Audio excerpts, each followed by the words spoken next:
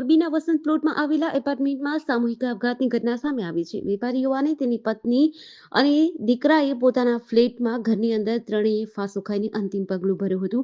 ઘટના સ્થળેથી suicide not મળી હતી, જેમાં અંગત કારણોસર પગલું ભર્યાનો ઉલ્લેખ કર્યો છે. પોલીસે ઘટના સ્થળે પહોંચી તમામ મૃતદેહને પીએમ માટે ખસેડી આગળની કાર્યવાહી હાથ ધરી છે. શહેરના વસંત પ્લોટ વિસ્તારમાં રહેતા વેપારીએ તેના પત્ની અને પુત્રની સાથે પોતાના ઘરની અંદર ગળા ફાંસો ખાઈ લેતા આપઘાત કર્યો છે. જેથી કરીને આ અંગેની જાણ મોરબી એ ડિવિઝન પોલીસને કરતા પોલીસ તાત્કાલિક દોડી આવી હતી અને મૃતક યુવાન, તેની પત્ની અને તેના દીકરાના મૃતદેહને પીએમ માટે ખસેડી વધુ તપાસ હાથ ધરી છે. જોકે ઘરમાંથી એક સુસાઇડ નોટ મળી આવી છે, જેમાં મૃતક યુવાન દ્વારા જીવનથી કંટાળી ગયેલ હોય અને આ પગલું ભરવા પાછળ કોઈનો દોષ નથી અને કોઈએ રડવું નહીં એવો ઉલ્લેખ કર્યો છે. જેથી આ સુસાઇડ નોટ કબજે કરીને પોલીસે આગળની તપાસ હાથ ધરી છે. બાંગ્લાદેશમાં હિંસા અને આગચંપી વચ્ચે હવે તેમણે લઘુમતી હિન્દુઓને નિશાન બનાવવાનું શરૂ કર્યું છે. ટોળું હિન્દુઓને નિશાન બનાવી રહ્યું છે. ઘરોને આગ લગાવવામાં આવી રહી છે. દુકાનો લૂંટાઈ રહી છે. આ દરમિયાન બાંગ્લાદેશના મહેરપુર ઇસ્કોન મંદિરની તસવીરો સામે આવી છે. તોફાનીઓએ આ મંદિરમાં તોડફોડ કર્યા બાદ આગ લગાવી હતી. બાંગ્લાદેશમાં વિરોધ કરી રહેલા વિદ્યાર્થીઓએ રાષ્ટ્રપતિ મોહમ્મદ શાહબુદ્દીનને સંસદ ભંગ કરવાનું અલ્ટિમેટમ આપ્યું છે. વિદ્યાર્થીઓએ ચીમકી ઉચ્ચારી છે કે જો તેમની માંગ નહીં સંતોષાય તો તેઓ કડક કાર્યવાહી કરશે. પ્રદર્શનકારીઓનું નેતૃત્વ કરી રહેલા વિદ્યાર્થી નેતાઓએ તેનો વિડીયો પણ જાહેર કર્યો છે. તેમણે કહ્યું, અમે દેશમાં આગચંપી અને હિંસાનો વિરોધ કરીએ છીએ. અમારે લોકોને આ આંદોલન હાઇજેક કરતા રોકવા પડશે. વિદ્યાર્થીઓએ કહ્યું કે તેઓ ટૂંક સમયમાં દેશમાં વચગાળાની સરકાર માટે નામોનો પ્રસ્તાવ મૂકશે. બાંગ્લાદેશ મીડિયા ડેઇલી સ્ટારના જણાવ્યા પ્રમાણે જેસોરમાં શેખ હસીનાની આવામી લીગ પાર્ટીના નેતાના હોટલમાં લાગેલી આગથી 24 લોકોના મોત થયા છે. ગત 31 જુલાઈ 2024ના રોજ ગુજરાતના 18 આઈએએસની બદલીના ઓર્ડર કરવામાં આવ્યા હતા. ત્યારબાદ આજે વધુ 10 આઈએએસ અધિકારીઓની બદલી કરવામાં આવી છે, જેમાં રત્નકવર સુજીતકુમાર, શ્વેતા તિઓટિયા, કેડી લાખાણી, એસ.કે. મોદી, એન.એન. દવે, એસ.ડી. ધાનાણી, એન.વી. ઉપાધ્યાય, લલિત નારાયણસિંહ સંધુ અને બી.જે. પટેલનો સમાવેશ થાય છે. જેમાં એસ.કે. મોદીને નર્મદાના અને એસ.ડી. ધાનાણીને પોરબંદરના કલેક્ટર તરીકે નિયુક્ત કરાયા છે. 2011માં તેઓ ભારતીય વહીવટી સંદેશ સેવાઓ માટે પસંદગી પામ્યા હતા અને આંધ્રપ્રદેશ કેડરમાંથી તેમની કારકિર્દીની શરૂઆત થઈ હતી. 2018માં ગુજરાત કેડરમાં આવ્યા અને સૌપ્રથમ રાજ્યના ઉદ્યોગ વિભાગના અધિક કમિશનર તરીકે અને ત્યારબાદ 2019થી 2021 દરમિયાન પીજીવીસીએલના મેનેજિંગ ડિરેક્ટર તરીકે સેવાઓ આપી હતી. તેઓ ઉત્તર પ્રદેશના મેરઠના વતની છે અને તેમણે મુંબઈ યુનિવર્સિટીમાંથી અંગ્રેજી સાથે એમએની ડિગ્રી મેળવી છે. તેમના પિતા નિવૃત્ત લશ્કરી અધિકારી છે.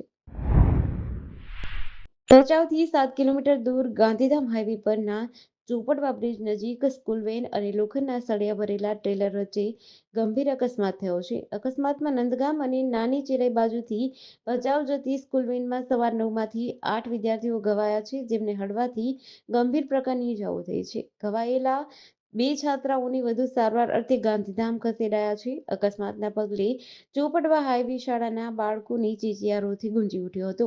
વાહન વ્યવહારને પણ અસર પહોંચી હતી. ઘટના અંગે ભચાઉ પોલીસે વધુ તપાસ હાથ ધરી છે.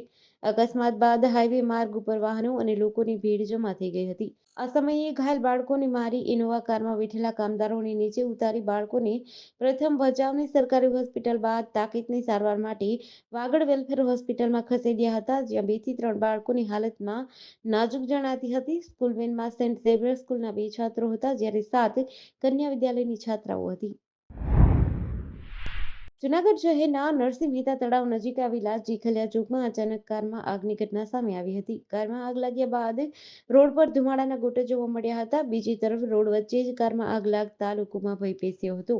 આગની ઘટના બનતા ટ્રાફિક જામ સર્જાયો હતો, જેને લઈ તાત્કાલિક ટ્રાફિક પોલીસ પહોંચી હતી અને કારમાં આગ લાગ્યાની જાણ ફાયર વિભાગને કરી હતી. કારમાં આગ લાગ્યાની જાણ થતાં ફાયરનો કાફલો દોડી ગયો હતો અને આગ પર કાબુ મેળવવા પાણીનો મારો ચલાવ્યો હતો. ફાયર વિભાગ દ્વારા આગ પર કાબુ મેળવી લેતા રોડ પરના લોકોએ હાશકારો અનુભવ્યો હતો. જોકે કોઈ જાનહાનિ થઈ નથી. બીજી તરફ ડ્રાઈવરે જણાવ્યું હતું કે તેમની કાર સર્વિસ સ્ટેશન મૂકવા જતા હતા. તે સમયે કારમાંથી પેટ્રોલની દુર્ગંધ આવતી હતી અને અચાનક જ કારમાં કોઈ અગમ્ય કારણોસર આગ લાગી હતી. ત્યારે ડ્રાઈવર કાર છોડી રોડ પર જતો હતો. ગુજરાત હાઈકોર્ટમાં અખિલ ભારતીય અંધશ્રદ્ધા નિર્મૂલન સમિતિ અને અન્ય એક અરજદારે જાહેર હિતની અરજી દાખલ કરી છે, જે ચીફ જજ સુનીતા અગ્રવાલ અને જજ પ્રણવ ત્રિવેદી સમક્ષ સુનાવણી યોજાઈ હતી. ત્યારે આ મામલે ગૃહ વિભાગના ઇન્ચાર્જ ડેપ્યુટી સેક્રેટરી અને અંડર સેક્રેટરીએ હાઈકોર્ટમાં જવાબ રજૂ કર્યો છે, જેમાં આવનારા વિધાનસભા સત્રમાં રાજ્યમાંથી કાળો જાદુ, અઘોરી પ્રવૃત્તિ અને અમાનવીય પ્રવૃત્તિઓ જેવા દૂષણો દૂર કરવા ખરડો લાવવામાં આવશે. અરજદાર બનાસકાંઠા વિસ્તારમાં અંધશ્રદ્ધા નિર્મૂલનનું કાર્ય કરે છે તેમજ રજિસ્ટર્ડ ટ્રસ્ટ ધરાવે છે. અરજદારનું કહેવું હતું કે ગુજરાતમાં અંધશ્રદ્ધાના નિર્મૂલન માટે કાયદો બનાવવા માટે કોર્ટ સરકારને નિર્દેશ આપે. આ વિષય બંધારણની સહવર્તી યાદીમાં આવેલો છે, જેથી રાજ્ય તેની ઉપર કાયદો બનાવી શકે છે. આ માટે અરજદારે કોર્ટ સમક્ષ ગુજરાતમાં બનેલા 30 બનાવો મૂક્યા હતા. અરજી સંદર્ભે હાઈકોર્ટે સરકારને જણાવ્યું હતું કે રાજ્ય એક વેલફેર સ્ટેટ છે. અંધશ્રદ્ધા રોકવાની રાજ્યની જવાબદારી છે. જેથી અંધશ્રદ્ધા રોકવા રાજ્યએ શું પગલાં લીધા છે તે અંગે રાજ્યના ગૃહ વિભાગના સમક્ષ અધિકારી એફિડેવિટ ફાઇલ કરશે. 1 વર્ષ પહેલા જ કરોડોના ખર્ચે દિલ્હીમાં બનેલી નવી સંસદમાં 5 દિવસ પહેલા વરસાદના પાણી ટપક્યા હતા. જ્યાં પાણી ટપકતું હતું ત્યાં ડોલ મૂકવામાં આવી હતી. હવે કરોડોના ખર્ચે બનેલા સુરત ઇન્ટરનેશનલ એરપોર્ટમાં ડોલ મૂકવાનો વારો આવ્યો છે. કારણ કે વરસાદી સુરત એરપોર્ટ ખાતે ચાલી રહેલી લાલિયાવાડીની પોલ ખોલી છે. જૂના ટર્મિનલમાં ફર્સ્ટ ફ્લોર પર એરબ્રિજની લોબી પાસે છતમાંથી વરસાદી પાણી ટપકવાના લીધે મુસાફરોને ભારે પરેશાન થવું પડ્યું હતું. છતમાંથી ટપકતું પાણી લોબીમાં પ્રસરે નહીં તે માટે પ્લાસ્ટિકની ડોલો મૂકી હોવાનો વિડીયો વાયરલ થયો છે. પાણી ટપકતું હોવાથી બેરિકેડ લગાવી 2000 સ્ક્વેર ફૂટનો એરિયા બંધ કરવો પડ્યો છે. સુરત ઇન્ટરનેશનલ એરપોર્ટ નામનો જ હોય એ વિડીયો પરથી સ્પષ્ટ થાય છે. કરોડો રૂપિયાના ઇન્ફ્રાસ્ટ્રક્ચરમાં પોલ સામે આવી રહી છે. એરપોર્ટ ઓથોરિટીના અધિકારીઓએ એવો લૂલો બચાવ કરી રહ્યા છે કે બે તરફ વિસ્તરણ થયેલા ટર્મિનલ બિલ્ડિંગનો વચ્ચેનો ભાગ રિનોવેટ કરવા ટેન્ડર ઇસ્યુ થયા પછી વર્ક ઓર્ડર આપી દેવાયો છે. એ પછી આ પાણી નહીં ટપકે.